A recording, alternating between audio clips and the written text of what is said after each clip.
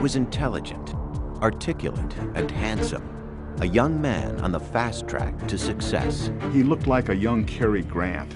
Yet during a grisly killing spree that spanned 5 years, Ted Bundy slaughtered more than 35 women.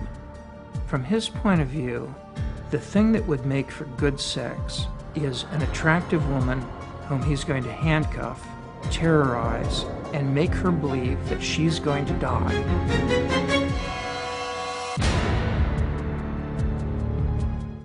Sure, I get angry. I get very, very angry and indignant. I don't like being locked up for something I didn't do, and I don't like my liberty taken away, and I don't like being treated like an animal, and I don't like people walking around and ogling me like I'm some sort of weirdo, because I'm not.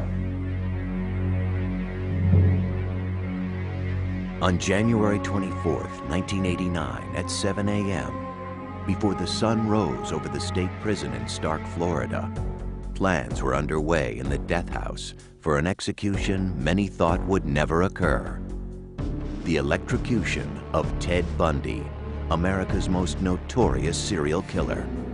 After nearly 10 years on death row, Bundy was scheduled to die for the 1978 murder of Kimberly Leach, a 12-year-old girl. Yet he admitted to killing more than 30 others in a grisly bloodbath that took him through Washington State, Oregon, Utah, Idaho, and Colorado. Since his original capture in 1976, Bundy had become a media sensation. I'll plead not guilty right now. America was mesmerized by the former Boy Scout, college graduate, and law student who, as a rising young Republican, was even a shining star in Washington state politics. The Ted Bundy we knew, before there were any accusations, any charges, any arrests or anything, was a very nice guy. He was a friend of ours. We didn't think he was strange or different. Once he was arrested, Bundy taunted the system. He escaped twice from Colorado prisons while awaiting murder trials there. After his arrest in Florida, he showboated, acting as his own counsel while rapt groupies devoured his every move.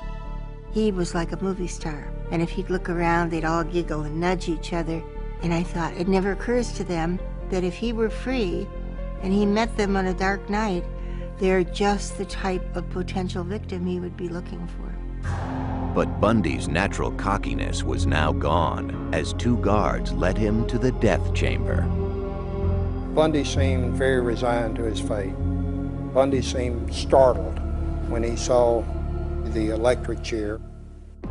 Outside the jail, a crowd estimated at 500 avidly awaiting news of his demise chanted slogans like, "Burn, Bundy, burn." They ran electricity through his eyes. 4, 3, 2, 1. At 7:16 a.m., an anonymous executioner pushed the button. 2,000 volts surged through Bundy's body. Within 60 seconds, one of the worst serial killers of all time was pronounced dead. When we came out after the execution, almost a carnival atmosphere on the part of some of these people. Cheering, blowing of horns, celebration. He'd had an easier death than any of his victims. Some 35 women may have fallen prey to him. Only he knew the real number, and he carried that with him to his grave. Police believe Bundy's killing spree had begun in 1974, when he was 28 years old, studying law and living adjacent to the University of Washington in Seattle. He made a very, very positive impression. He was very verbal, articulate, intelligent. I guess if I were to characterize him, he looked like a young Cary Grant. But at that time, no one could guess that this clean-cut and good-looking young man was about to begin a series of rapes, tortures, murders, and dismemberments that would shock the world.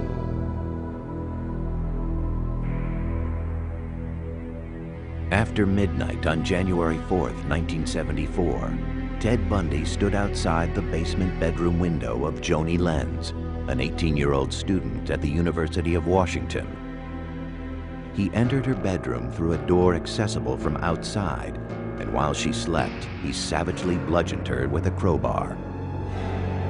The next morning, Joni was found surrounded by a pool of blood. A bed rod had been torn away from her headboard, and in a sexual frenzy, rammed into her vagina. There was a specific reason why Bundy singled out Joni. It was a physical characteristic she shared with almost all of his victims. She wore her hair long and parted in the middle, but it would take years before the police understood why that moved Bundy to murder. Linda Ann Healy was a senior at the University of Washington, majoring in psychology. On January 31st, 1974, after Linda had gone to bed, Bundy broke into her room. He knocked her unconscious, wrapped her in bed sheets, and quietly carried Linda out of the house.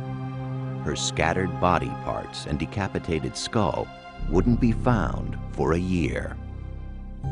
To those who would track him, and those who would later try to understand his crimes, the question remained: how could this charming and intelligent young man commit such unspeakable crimes against people he didn't even know?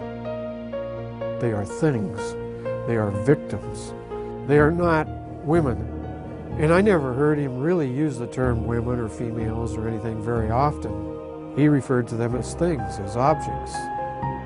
The other person's life doesn't have value, since he doesn't see her as a real person with real needs.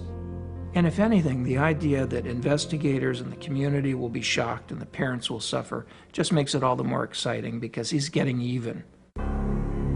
Yet somehow Bundy, like other serial killers, was able to keep the murderous rage hidden inside of him secret. To his friends, family, and colleagues, he seemed very well adjusted.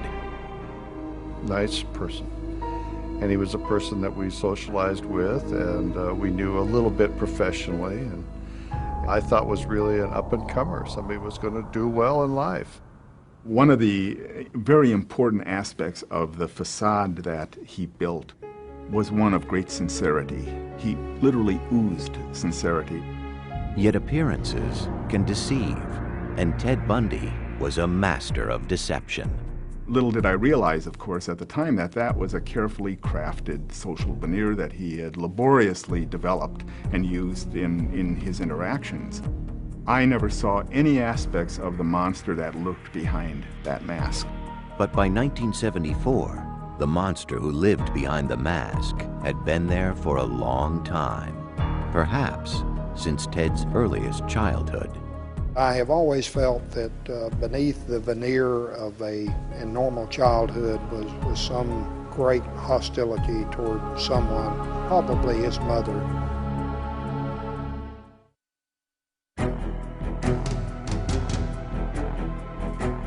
Police believe that in 1974, Ted Bundy embarked upon a series of grisly murders that began in Seattle, Washington, and over a period of 5 years spread through Oregon, Utah, Idaho, Colorado, and Florida. His rampage took the lives of at least 35 young women. When he was arrested in 1976, one of those most steadfast in his defense was his mother, Louise Bundy. She would continue believing in her son until his execution in 1989. My Christian upbringing tells me that to take another's life under any circumstances is wrong. And I don't believe the state of Florida is above the laws of God. Louise is a petite woman, a very nice woman. She was in denial until the night before Ted was executed, when he told her the truth. Many experts believe the seeds of Bundy's rage were planted in his childhood. He was born Theodore Robert Cowell on November 24, 1946, in Burlington, Vermont. His mother, whose maiden name was Eleanor Louise Cowell, was a prim, modest department store clerk who had come to Vermont from her home in Philadelphia to give birth to her child, a child born out of wedlock. Ted was born illegitimate. He was born in a home for unwed mothers. His mother, I think, was about 23 then. Soon after his birth, Eleanor took Ted back to Philadelphia. It was the beginning of a tragic charade. As he grew, Ted was told that his grandparents were his mother and father, and that Eleanor was his older sister. From an early age, Ted sensed he was living a lie. And there were other problems at home. Eleanor's mother had a history of clinical depression, suffered panic attacks, and was eventually treated with electroshock therapy. Her father, Samuel Cowell, was known to be an extremely violent and frightening individual. Sam Cowell was evidently a man with maniacal temper, who read pornography, who tossed his daughters down the stairs if they slept too late. As he grew into a young man, the confusion over his relationship with his mother would weigh on Ted. Even at the age of 3, there were signs that he was not a well-adjusted child. His teenage aunt was taking a nap, and she woke up to see that he had taken all the knives out of the kitchen drawer and arranged them around her body with the blades pointing toward her. His mother, concerned with this behavior and trying to escape the control of her father, moved with Ted to live near her Uncle Jack Cowell and his family in Tacoma, Washington. In later years, Ted said that it was devastating for him to leave Sam, the man he thought of as his father. In Tacoma, Eleanor went by her middle name Louise and worked as a secretary at the Council of Churches. One evening, she met a hospital cook named John Culpepper Bundy.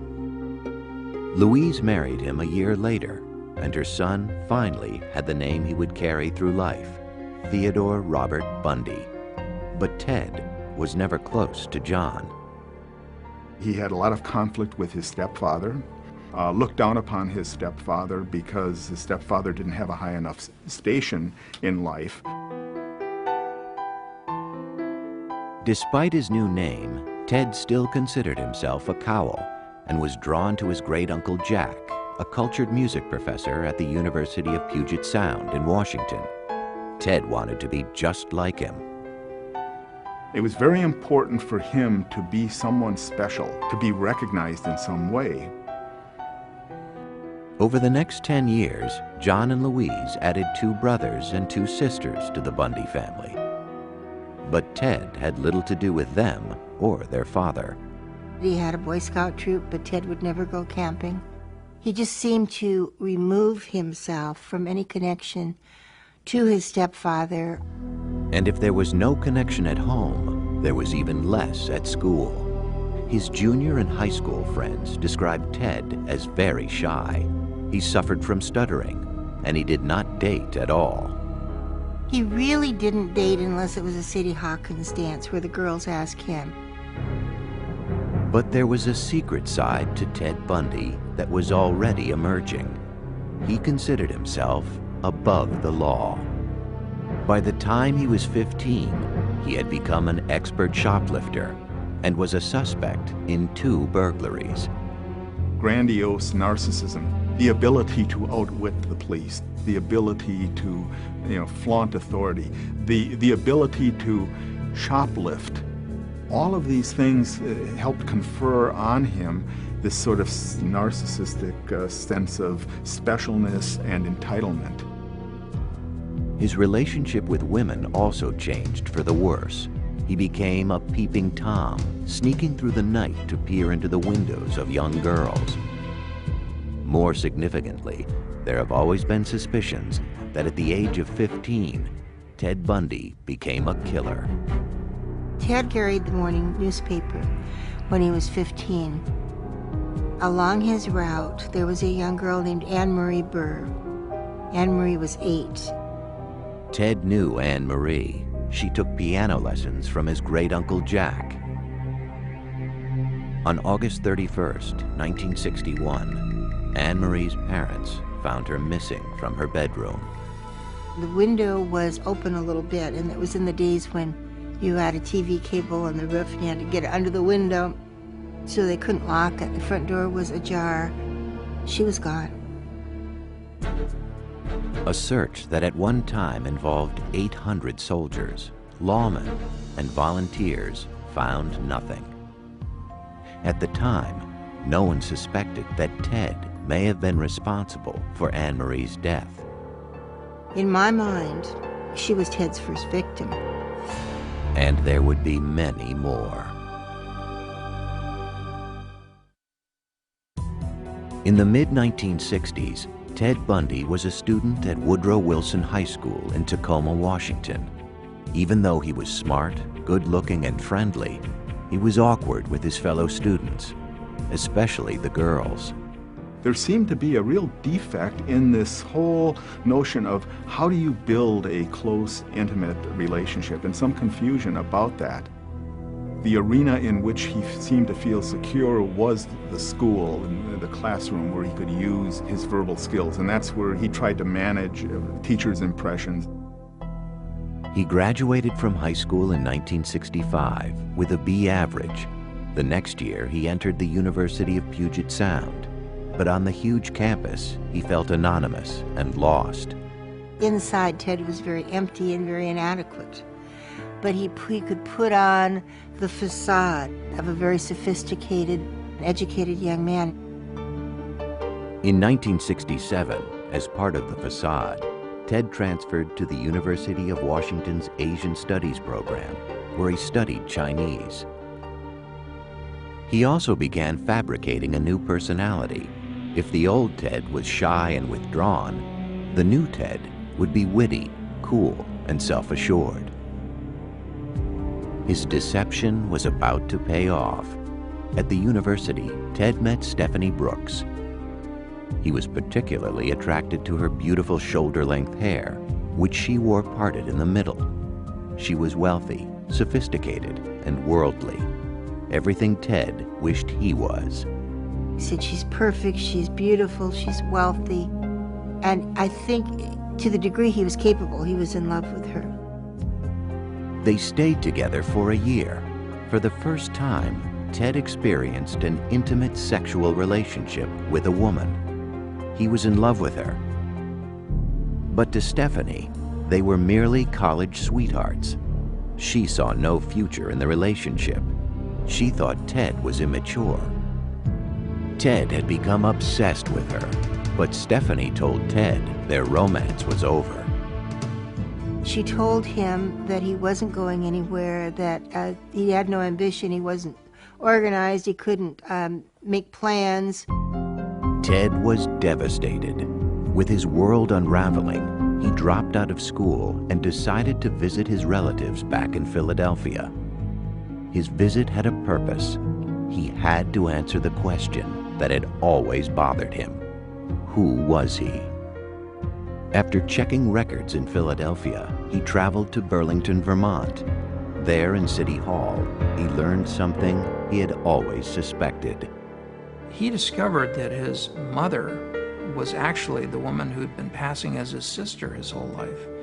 And that has got to rock the world of anybody, to find that their roots are not what they thought. There was a great deal of turmoil around his own self-identity and who he was. By all accounts, when he found out that he was an illegitimate child, it was devastating. This man was badly betrayed by a woman, his mother, and learned of that betrayal at the very period when he's still reeling from the rejection by his girlfriend, his first love. Many who have studied Ted Bundy feel it was now that he decided to take revenge on the women he felt had destroyed his life. With an icy resolve, he returned to the University of Washington, took a room nearby, and began studying psychology. He excelled in all his classes and seemed rejuvenated with a new purpose. And whatever demons raged inside of him, Ted Bundy kept them well hidden. Many people like him have an ability to create compartments in their lives.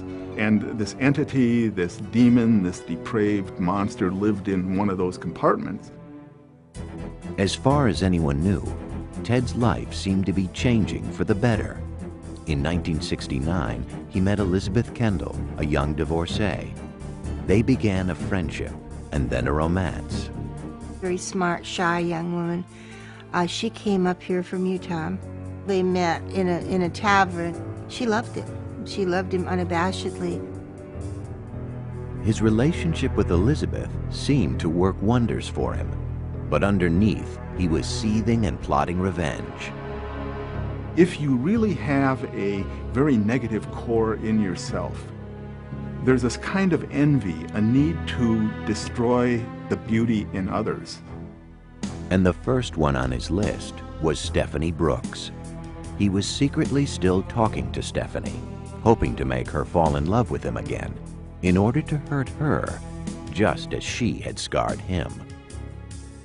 To enhance his image, he became active in local politics, working on the governor's re-election campaign. I thought he was very smart, good at politics. He was good at what he did. He was friendly. In 1971, at the age of 25, Bundy was working in his spare time at the Seattle Crisis Center, manning the suicide hotline phones. Beside him worked soon-to-be author Ann Rule. He was kind. He was very good on the phone. And ironically, we saved lives together. Now, at that point, if anybody had told me that there was anything underneath this perfect surface, I would have said, you're crazy. Because we were locked up all alone together in a 4-story Victorian mansion that looked like nothing so much as the house in Psycho. But I felt safe locked inside with Ted Bundy. By 1972, Ted's first real girlfriend, Stephanie, still inhabited his thoughts and his plans. On a business trip to San Francisco, he met with her, and the new Ted Bundy swept her off her feet. And she fell madly in love with him and agreed to marry him. As soon as she agreed to marry him, he dumped her. 2 days later, on January 4th, 1974, Ted Bundy began a 5-year rampage of killing that would horrify the nation. Most of his 35 victims had one thing in common. His ideal victim was a small-framed female, long hair, parted in the middle, style of person, usually pretty good-looking. They all resembled Stephanie Brooks.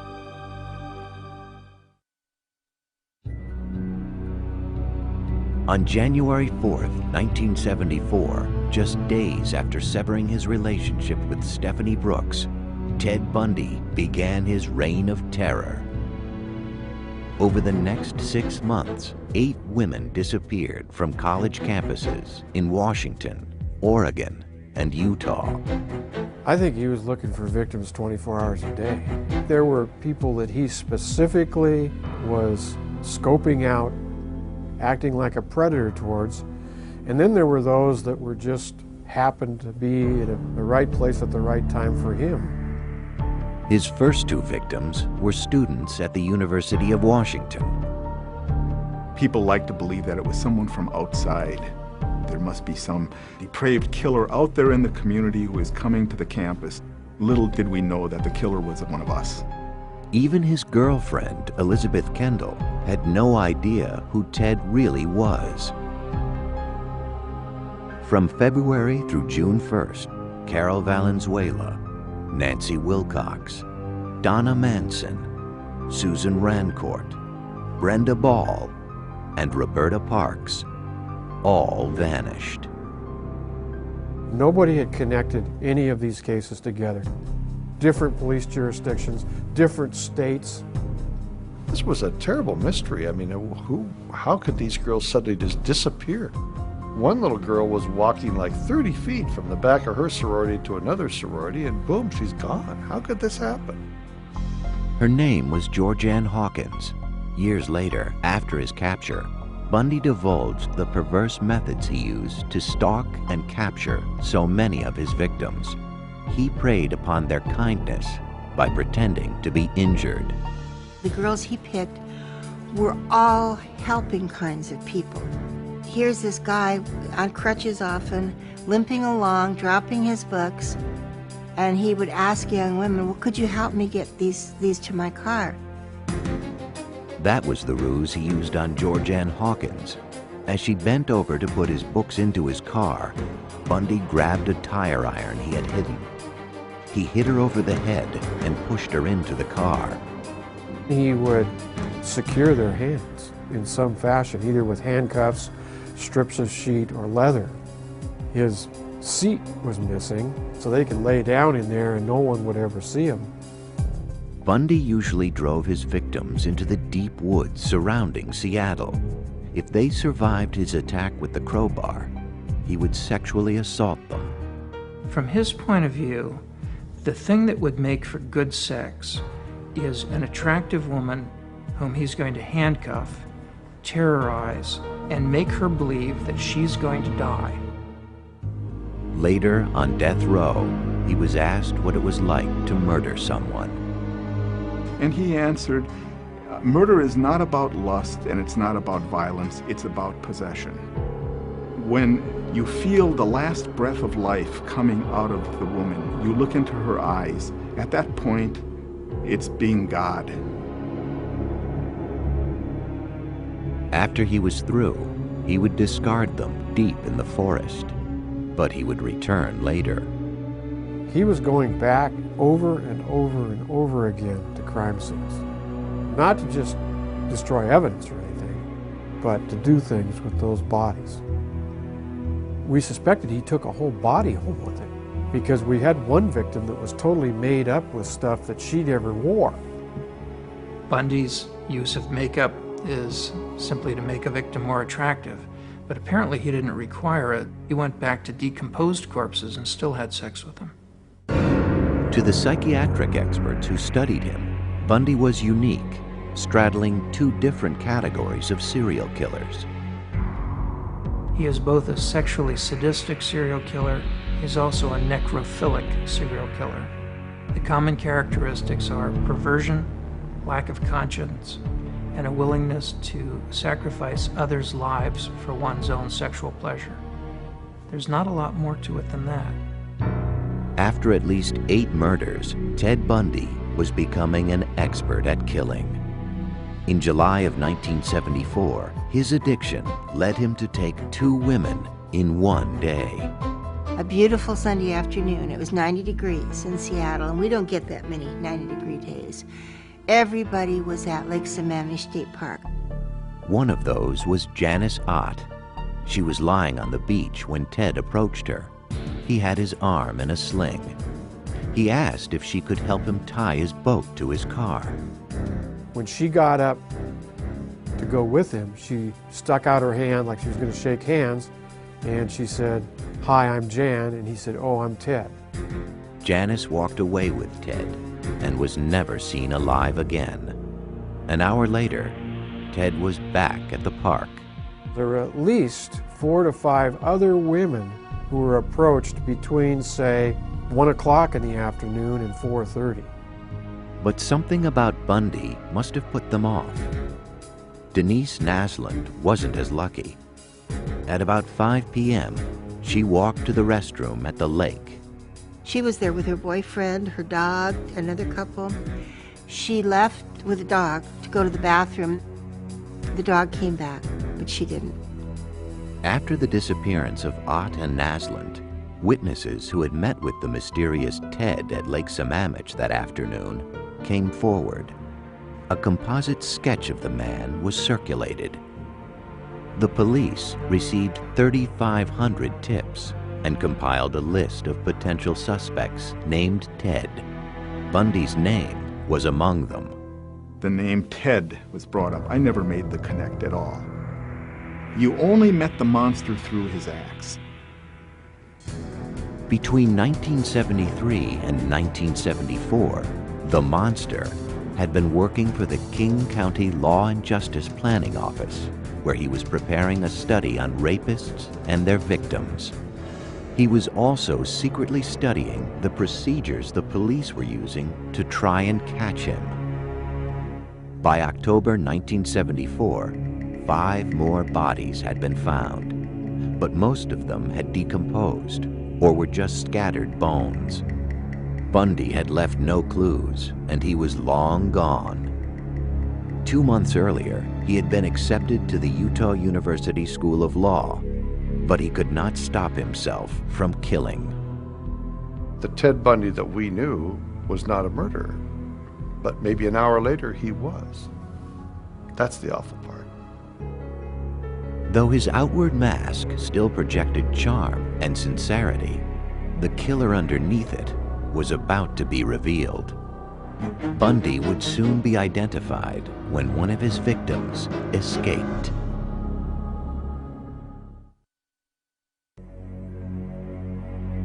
By early November 1974, Ted Bundy had murdered at least 11 women in Washington and Oregon, and 2 more in Utah, where he was now living.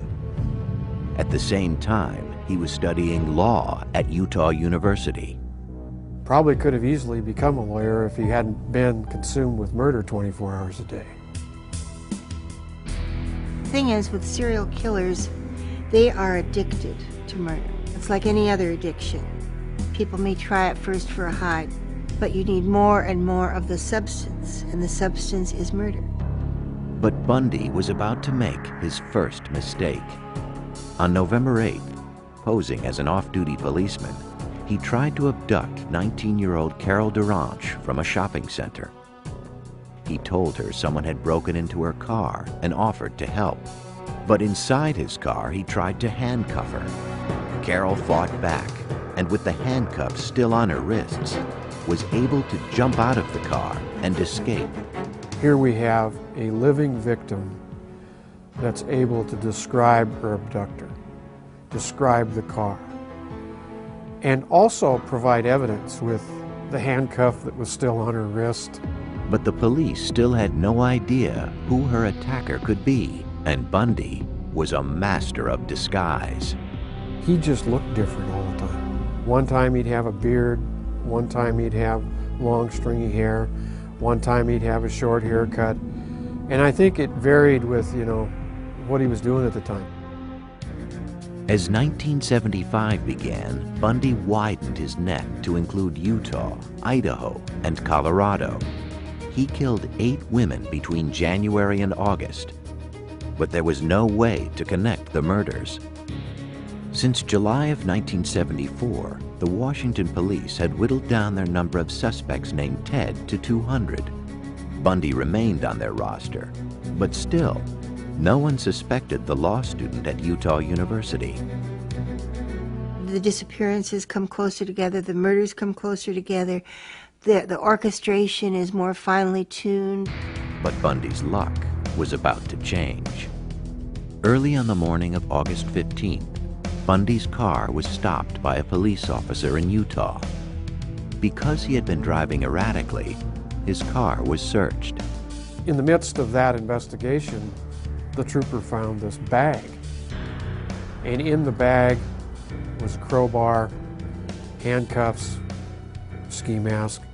So he carried his own chamber of horrors around with him. Bundy was immediately arrested on suspicion of burglary. They also found gas receipts and maps that later linked Bundy to the sites of the abductions in Colorado. And more importantly, in a police lineup, Carol DeRanche identified Bundy as the man who had attacked her. We were shocked. We couldn't believe it. We tried to raise money for a defense fund for him and tried to protect him. We couldn't believe it. They had to have the wrong guy. On February 23, 1976, Bundy went on trial for her attempted kidnapping. As the trial began, Bundy sat in the courtroom, totally convinced that he would be found innocent. But on the stand, Carol DeRanche told of her ordeal at his hands and pointed Bundy out as her assailant. He was found guilty and sentenced to 15 years in prison. While he was incarcerated, investigators linked him to the murder of Karen Campbell in Colorado. But nothing fazed Ted Bundy, even being featured as the lead story on the evening news. Have you ever physically harmed anyone? Ever physically harmed anyone? No. No. Again, not in the context, I think, that you're speaking of. Ted was very self-assured to the point of cockiness. Even when the murder charges had been filed. In April of 1977, he was transferred to Colorado to await trial. There, Bundy fired his lawyers and was granted permission to defend himself in the upcoming case. Bundy had supreme confidence in his intellect, in his ability to beat the system, to work the system. Even if it meant avoiding trial completely. 2 months later, after casing out the court's law library, he jumped out of a 2-story window and escaped. Though captured 6 days later, he wouldn't stay locked up for long. I've matured in the past year. Believe me, I've grown in the past year, and I've learned a lot of things about myself in the past year. My only misgivings is that I might never be in a position to apply it, on the streets where I'd like to apply it. But soon he would apply it. On New Year's Eve, 1977, Ted Bundy shimmied through an air duct of the Colorado jail and walked to freedom. He went through the top of his cell, down through the jailer's apartment, out into a blizzard. Free once again, Ted Bundy would continue to kill. Ted Bundy had succeeded in a spectacular prison escape and had made his way to Florida. He was now on the FBI's most wanted list, something he must have relished. Loved it, loved it. I always said that infamy became Ted. He changed his name, grew a beard, and spent his time walking the Florida State University campus in Tallahassee. I think it was about January 8th when he rolled into town, determined, as he said in his confession, never to so much as jaywalk. But he wouldn't keep that resolution. Sometime after midnight on January 15, 1978, just 2 weeks after his escape, Bundy entered the back door of the university's Chi Omega sorority house. As his victims slept, Ted Bundy crept from room to room. He bludgeoned, raped, and killed Lisa Levy and Margaret Bowman.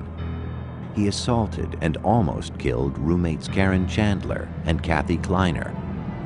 I think he went in that house to kill every single woman in it. But Bundy wasn't finished. Less than a mile away, he broke into the apartment of Cheryl Thomas. Though he savagely beat her and left her to die, she survived. She was the 5th woman Bundy had attacked that night. It's not something that's causing him guilt because he's free of that. He feels justified and entitled. After what women did to him, why shouldn't he do this to women? 3 weeks later, he would kill again. His victim was 12-year-old Kimberly Leach, an attractive and popular junior high school student. Kimberly was kidnapped, brutally assaulted, and killed. On February 15, 1978, a patrolman pulled over a VW Bug that had been reported stolen. Ted tried to flee on foot. There was a struggle, there was actually a round fired, and the officer was able to bring Ted into custody.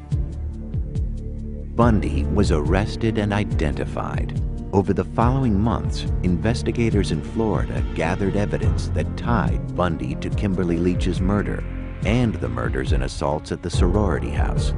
Though other states sought to extradite Bundy, his first trial would begin in Florida on July 7, 1979. You going to represent yourself, or you going to get another attorney? I'm staying with the man I know best right now, and that's me. Bundy acted as his own defense attorney in the Chi Omega murders. He took depositions of witnesses. He filed his own motions, and I responded to those strictly on a professional basis. But at one point, as he questioned an officer about one of the murder scenes, the jurors had a terrifying view of the real Ted Bundy. He walked toward the jury, and you could see them kind of lean back in their chairs as he approached them. and he asked a few perfunctory questions of the officer, and then asked him to please state with great detail what you saw when you pulled back those sheets. And there was no human being in that building or watching the TV at that time that could have thought anything other than this man wanted to relive that event. 2 weeks later, Bundy was found guilty and sentenced to death for the murders of Lisa Levy and Margaret Bowman. In January 1980, Bundy went on trial for the murder of Kimberly Leach. Again, he was found guilty and sentenced to death. But his execution would not take place for some time. Over the next 9 years, Bundy would appeal his convictions and cheat death by a series of last-minute stays, sometimes only minutes before his sentence was to be carried out. Finally, after countless appeals, Bundy's date of execution was scheduled for January of 1989. To postpone his death, he told authorities that he would provide information on other unsolved cases linked to him. He gives them just enough information to get their interest, to show them that he does, in fact, know what he's talking about. And then Bundy systematically tells these investigators, you need to get with your authorities and have them contact the Florida authorities because I need more time to tell you this. This is all I can tell you today. And I need more time. If you can just get the Florida authorities to agree to more time, I can provide you with all of the details. It was a desperate ploy. It was a last-ditch effort, but even there, I think Bundy, up until the morning of his execution, Bundy really thought that he could postpone the inevitable. But he couldn't. On January 24th, 1989, at the age of 41, Ted Bundy, the articulate, handsome boy next door, a man who had the capability of being virtually anything he wanted, but who instead chose to become a monster obsessed with murder, was executed in the electric chair. The real question isn't how to remember Ted Bundy. The question is how to remember all those girls. You know, right at the prime of their lives. You know, all these kids were 19, 20 years old. They had the world by the tail. They had the future. And how many families were left in just total tragedy and disarray? And unfortunately, we remember Ted Bundy, and I'd much rather remember those girls.